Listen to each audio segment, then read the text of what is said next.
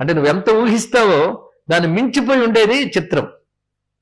మన ఊహకు అందని జరిగినప్పుడు కదా ఆహా ఎంత ఆశ్చర్యం అండి అంట. ఆశ్చర్యం అంటే ఏమిటి? దీనికి అర్థం తెలుసుకోవాలి. రచించిన వాడు శంకరాచార్య అయితే ఇలాగే ఆలోచించాలి.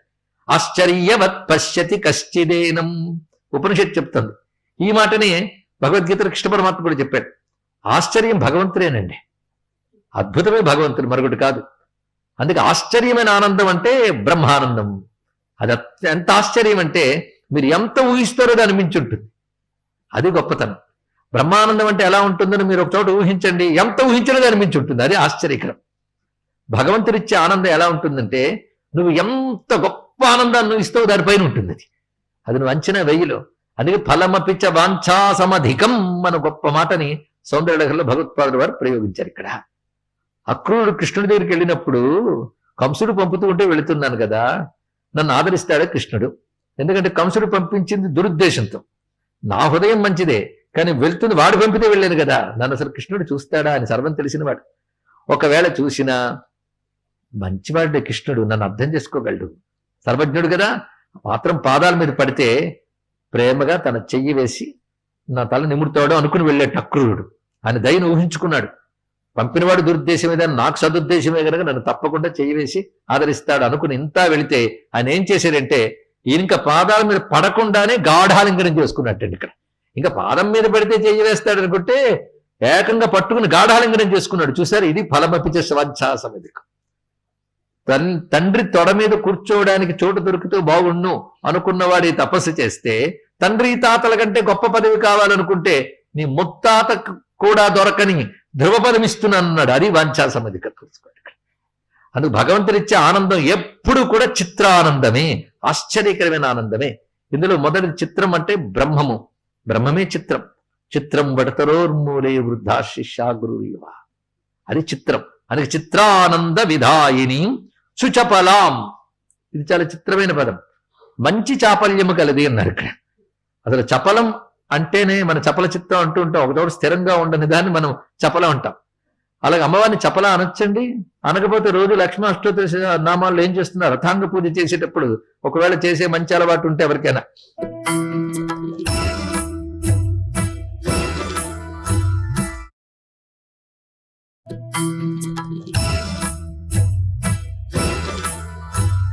అలాగే అమ్మవారిని చపలా అనొచ్చండి. అనకపోతే రోజు లక్ష్మీ అష్టోత్తర నామాల్లో ఏం చేస్తున్నారు, రథాంగ పూజ చేసేటప్పుడు ఒకవేళ చేసే మంచి అలవాటు ఉంటే ఎవరికైనా చంచలాయే నమః చపలాయే నమః అంటున్నారు కదా. అసలు చపలం అంటే స్థిరంగా లేకపోవడం. అది పట్టుకుని అమ్మ చపలంగా ఉండేదాను చపలంగా ఉండేదాను అంటున్నామంటే దానికి ఏదో మంచి అర్థం ఉంటుంది అంతే కదా. లేకపోతే అమ్మనామం ఎలా అవుతుందండి, అమ్మవారి నామం అంతే కదా. అది తెలిస్తే చపలాం. అందుకే చపలం అంటే మామూలు విపరీత అర్థంలో తీయకూడదు కనుక సు అనే పదం పెట్టాడు ఇక్కడ. మంచి చాపల్యం కలిగిట. మంచి చాపల్యం అంటే ఏమిటి, ఎందుకు ఇలా చెప్పారు అంటే పరాశక్తికి చాపల్యం ఏమిటి, ఇది ఆలోచించవలసిన అంశం. చాపల్యం అంటే ఒకచోట స్థిరముగా ఉండనిది అని అర్థం ఇక్కడ. ఎందుకంటే ఆ పరాశక్తి ఒకచోట స్థిరంగా ఉండదు, అది సర్వము వ్యాపిస్తూ ఉంటుంది. పైగా ఆయా అర్హతలు ఉన్న వారి దగ్గర ఆయా విధాలుగా అనుగ్రహిస్తుంది. వాడు సత్కర్మ చేసినప్పుడు తగిన ఫలంగా వాళ్ళ ప్రకాశిస్తాం, వాడు దుష్కర్మ చేసినప్పుడు వాడు విడిచిపెడుతున్నది ఇక్కడ. అందుకే మహాలక్ష్మి పుణ్యం ఉన్నంతకాలం వాడి దగ్గర ఉంటుంది, వాడు పుణ్యం పోయిన తర్వాత వదిలిపెడుతుంది. ఎందుకంటే కర్మఫల ప్రదాయన గనక ఆ తల్లి వాళ్ళ కర్మలను అనుసరించి ఫలములుగా వస్తూ ఉంటుంది. ఫలం వేరు ఆవిడ కాదు, ఆవిడ వేరు కాదు. ఫలం వేరు ఆవిడ వేరు కాదు. ఆనందం మనకు కలిగింది అంటే అమ్మవారు ఆనందం ఇచ్చారంటారా, అమ్మవారు ఆనంద రూపంగా వచ్చారని అర్థం ఇక్కడ. అలా వారి వారి కర్మలకి ఫలాలను ఇస్తూ వివిధములైన కర్మలకు వివిధ సమయాల్లో వివిధ కర్మలు ఇస్తున్నప్పుడు చపలత్వం లేదా?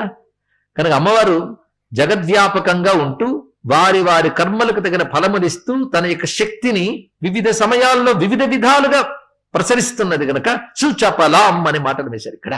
సుచపలాం కూటత్రయాకారిణి.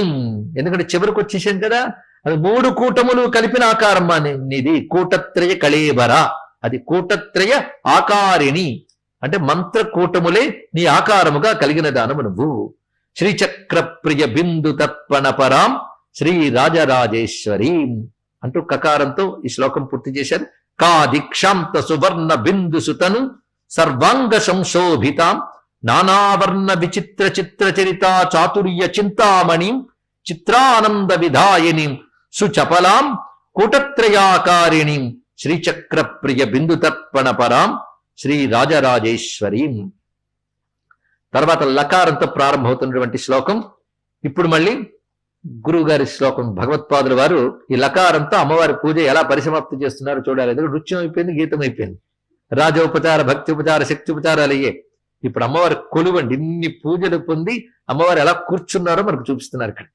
లక్ష్మీ మౌక్తిక లక్ష కల్పిత సిత ఛత్రం తు ధత్తే రసాదింద్రాణీచరతిశ్చ చామరవరే ధత్తే స్వయం భారతి వీణామేణ విలోచనాస్సు మనసా నృత్యంతి తద్రాగవద్భావైరాంగిక సాత్వికై స్ఫుటరసం మాతస్త్వయా కన్యతాం.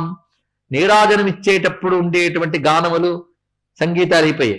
ఇప్పుడు అమ్మవారు హాయిగా కూర్చున్నప్పుడు ఆవిడ వినోదార్థం ఎటువంటి వైభవాలు చూపిస్తున్నారు చూడండి. ఒక్కొక్కరు ఒక్కొక్క విధంగా కొలుచుకుంటున్నారు. ముందుగా లక్ష్మీ, ఆ లక్ష్మీదేవి గొడుగు పట్టుకుందిట. ఎలా అంటే మౌక్తిక ఛత్రం అంటే ముత్యాల జాలర్లు వేలాడుతున్నటువంటి ఛత్రం. ఒకటా రెండో ముత్యాలు, మౌక్తిక లక్ష కల్పిత చిత ఛత్రంతో తెల్లని గొడుగు, దానికి తెల్లని ముత్యాలు లక్షల సంఖ్యలో వేలాడుతూ ఉన్నాయి. ఎలా పట్టుకున్నదిట? రసాత్ అంటే ఆసక్తితో ప్రేమగా భక్తిగా పట్టుకుంది.